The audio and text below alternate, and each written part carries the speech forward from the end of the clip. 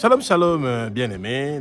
Nous continuons avec notre étude biblique et comment comprendre la Bible en 30 jours. Et nous sommes à la 11e épisode. Et si vous avez manqué d'autres épisodes, vous pouvez regarder dans notre chaîne YouTube et vous allez voir les autres émissions que nous avons fait déjà. Et ça va beaucoup vous aider à pouvoir vite comprendre la Bible en quelques jours seulement. Et c'est merveilleux. Et même quand vous avez seulement suivi quelques épisodes, vous allez voir que vous allez vite comprendre le pourquoi nous devons beaucoup nous intéresser à acquérir la connaissance qu'il y a dans la Bible. Et aujourd'hui, nous allons parler du retour de l'exil de Israël. Alors, pour la petite histoire, Israël avait été déporté de Babylone, de Jérusalem à Babylone. Donc, ils ont été exilés et ils sont restés 70 ans, 70 ans en exil à Babylone.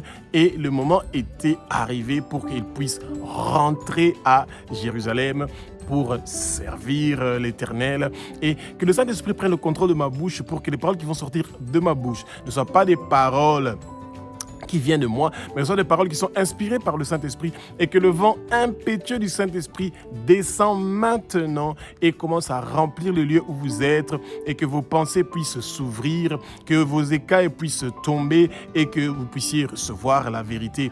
Nous recevons la vérité et cette vérité-là est en train de nous affranchir. Et s'il y a quelque chose qui nous empêche de pouvoir recevoir cette parole qui vient de Abba, notre Père qui est aux cieux, nous lions toute puissance maléfique qui veut nous empêcher de recevoir la vérité qui nous délivre. Bien-aimés, partout où le monde des ténèbres avait caché votre cerveau, nous récupérons votre cerveau. Partout où le monde des ténèbres avait caché votre corps, nous récupérons votre corps et vous recevez la délivrance et la libération. Vous avez le droit, en tant qu'enfant de Dieu, d'avoir la paix et le repos et d'avoir la connaissance de la parole de notre Père qui est aux cieux. Et que Jésus-Christ de Nazareth, celui qui a versé son sang sur la croix de Golgotha pour nous, qui a fait un travail parfaitement parfait, complètement complet, qu'il soit présent dans nos vies et qu'il commence à se manifester maintenant. Nous voulons voir la gloire du Père dans notre vie, que la gloire de Abba commence à se manifester maintenant, que la gloire de Jésus dans notre vie commence à se manifester maintenant, et que nous puissions grandir spirituellement, que nous ayons faim de manger cette parole, de la comprendre et de vouloir la croissance spirituelle. Bien-aimés, espérons que nous allons apprendre beaucoup de choses ensemble dans l'histoire que Israël a vécue pendant leurs moments difficiles quand ils sont rentrés de l'exil. Israël quitte Babylone pour Jérusalem après 70 ans d'exil. Bien-aimés, c'est terrible. Israël, les ancêtres d'Israël avaient commencé à servir d'autres dieux, à brûler des parfums pour d'autres dieux. Ils commençaient à se courber devant d'autres dieux. Dieu est un Dieu qui est jaloux. Il n'aime pas partager sa gloire, et surtout pas avec des statues de pierre, de bois ou d'autres matières qui sont faites par les mains des hommes. Et comme Israël avait pris cette sale habitude-là de commencer à vénérer ces dieux-là, Dieu s'est dit, moi je connais quelque part où ils vénèrent aussi beaucoup de ces dieux-là, c'était à Babylone. Et c'est comme ça que tout Israël est parti à Babylone, dans la confusion, dans la solitude, et ils s'étaient sentis vraiment seuls, et ils étaient épuisés physiquement parce qu'ils étaient à la servitude des autres nations, et ils étaient épuisés mentalement et spirituellement, ils étaient perdus. Et le Seigneur tient toujours ses promesses, et il avait déjà dit à Jérémie que Israël partira en exil pendant 70 ans et qu'ils retourneront, et Esdras va confirmer, bien-aimé, que ce moment-là est arrivé, que Israël va retourner donc à Jérusalem, et il sera parmi ceux qui vont accompagner les premiers Israélites qui vont rentrer à Jérusalem et qui voudront servir l'Éternel. Et bien-aimé, c'est une leçon que nous devons apprendre, nous les chrétiens de nos jours, que le Seigneur veut que nous le servons avec sincérité. Il veut que nous donnons notre vie à lui. Il veut qu'il soit le seul qui est présent dans notre vie, et pas que nous voulons servir. Et le Satan et Dieu, ça ne marche pas. C'est plus facile de choisir l'un. Si vous pensez que c'est le Seigneur dont vous avez besoin, eh bien, vous servez le Seigneur. Et si vous pensez que le Seigneur vous donne beaucoup de conditions et que vous avez besoin de votre liberté, sentez-vous libre d'utiliser votre liberté, mais il y a toujours des conséquences comme Israël l'avait vécu parce qu'ils sont partis 70 ans en exil et vous ne voulez pas avoir 70 ans d'être dans des difficultés où le Seigneur est loin de vous et il regarde ce que les dieux que vous étiez en train d'adorer peuvent faire pour vous. Alors, quand vous avez le temps, c'est bien de lire le livre de Néhémie pour connaître dans quel état Israël a trouvé le temple et les murs quand ils sont rentrés à Jérusalem. Eh bien, l'état des murs et l'état du temple était vraiment délabrante et c'était en ruine, détruit parce que quand Israël était parti en exil à Babylone, eh ben, Jérusalem était détruit et c'est comme ça que donc tout devait être reconstruit. Le temple devait être reconstruit, et ben les murs devaient être reconstruits et c'est dans le mur c'est dans le livre de Néhémie que vous allez beaucoup apprendre sur comment Israël a fait pour reconstruire le temple et pour reconstruire les murs. Et bien aimés, rappelons-nous d'une chose. Dans le livre de Néhémie, vous allez vraiment être fortifiés par le Seigneur, surtout pour les gens qui sont en train de traverser des moments qui sont très difficiles. Il y a les Sambalat et les Tobija qui sont toujours prêts. Ce sont donc des gens qui étaient prêts à empêcher Israël de pouvoir reconstruire le temple, de pouvoir reconstruire les murs, et cette partie-là du retour d'Israël de l'exil doit nous enseigner que nous pouvons retourner vers le Seigneur et que peu importe ce qui veut nous empêcher de pouvoir retourner vers le Seigneur peut s'occuper de ces choses-là quand nous lui demandons. Rappelons-nous, bien-aimés, que nous devons toujours demander au Seigneur. Vous dites, Seigneur, je veux te servir, moi et toute ma famille. Et nous voulons que tu sois là avec nous. Manifeste dans notre vie. Dis-nous où nous devons être. Dis-nous ce que nous devons faire.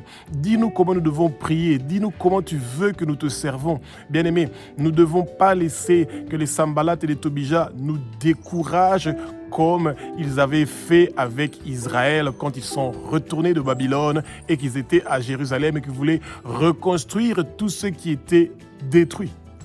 De retour d'exil, Israël qui retourne donc à Jérusalem, le temple doit être reconstruit et Esdras reçoit cette mission-là, donc le prophète Esdras reçoit cette mission-là pour accompagner Israël dans la reconstruction du temple. Alors, bien aimés, ce que les chrétiens doivent retenir, c'est la chose suivante, que le Seigneur peut faire que nos ennemis puissent contribuer à notre restauration. Et c'est ça que le Seigneur avait fait avec le retour de Jérusalem, donc de Israël à Jérusalem.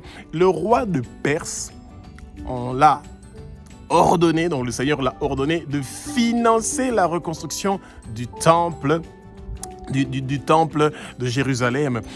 Esdras et Zorobabel sont deux de ces Israélites que le Seigneur a trouvé qu'ils étaient des hommes fidèles et justes à qui il pouvait confier cette mission-là de la reconstruction du temple pour que le peuple de Dieu puisse recommencer à servir l'Éternel. Parce que rappelez-vous, pendant les 70 ans d'exil, toute la génération qui était partie en exil, ce n'est pas ces gens-là qui sont rentrés, c'est leurs enfants qui sont rentrés et ils ne connaissaient plus comment adorer le Seigneur et le Seigneur voulait leur donner cette opportunité-là, il les a fait cette grâce-là de pouvoir revenir vers lui et c'est ça, bien aimés, nous devons toujours nous rappeler que le Seigneur peut utiliser qui il veut, comme il veut, quand il veut pour pouvoir nous bénir et pour pouvoir nous restaurer. Mais rappelons-nous toujours, nous devons demander au Seigneur de nous restaurer, de nous pousser à pouvoir revenir sous ses pieds, de nous pousser à pouvoir chercher d'être dans sa présence. C'est très important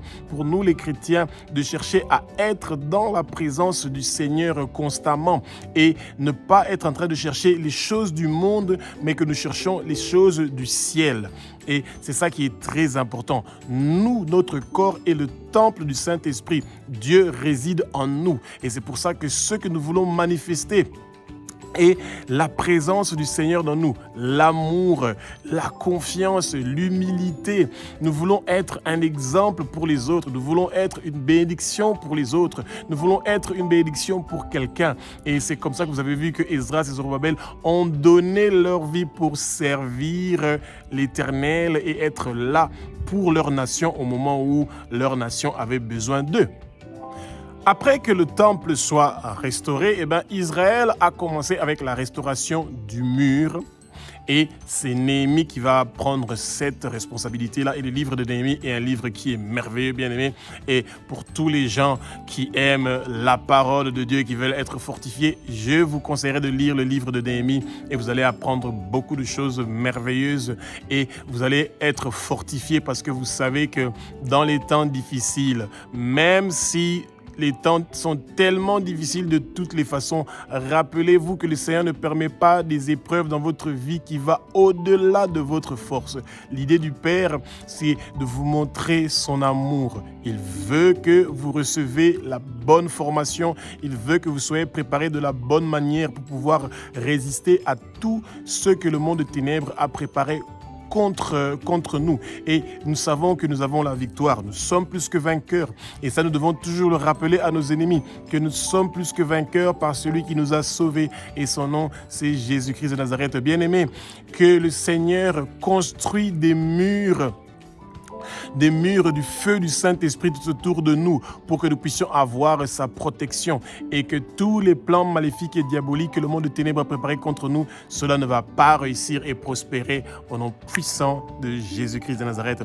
Espérons que nous avons appris quelque chose du retour d'Israël de l'exil, donc qui a quitté Babylone pour retourner à Jérusalem et que Israël se préparait à resservir le Seigneur.